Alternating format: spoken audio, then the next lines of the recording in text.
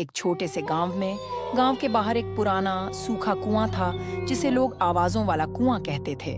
गांव वालों का मानना था कि उस कुएं के पास जाने से अजीब अजीब आवाजें सुनाई देती हैं और जो भी इन आवाजों का पीछा करता है वह कभी वापस नहीं लौटता। कई वर्षों से यह कुआं वीरान पड़ा था, लेकिन कोई उसकी सच्चाई को जानने की हिम्मत नहीं करता था। एक दिन विजय नाम का एक साहसी युवक गांव आया।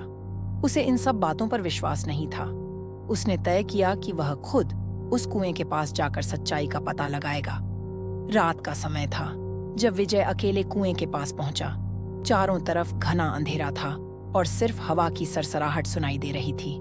जैसे ही विजय कुएं के पास पहुंचा, उसे कुएं से धीमी धीमी फुसफुसाहटें सुनाई देने लगीं। वह झुका और अंदर झांकने लगा, लेकिन कुआं बहुत गहरा था और कुछ भी दिखाई नहीं दे रहा था।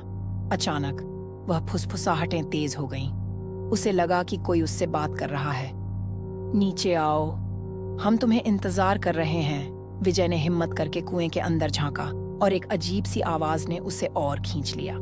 अचानक कुएं के अंदर से एक ठंडी हवा का झोंका आया और विजय का संतुलन बिगड़ गया।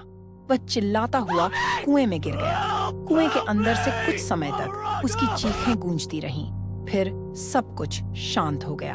अगली सुबह गांव वालों ने कुएं के पास विजय की चप्पलें और उसकी टोपी पड़ी देखी, लेकिन वह कहीं नहीं था।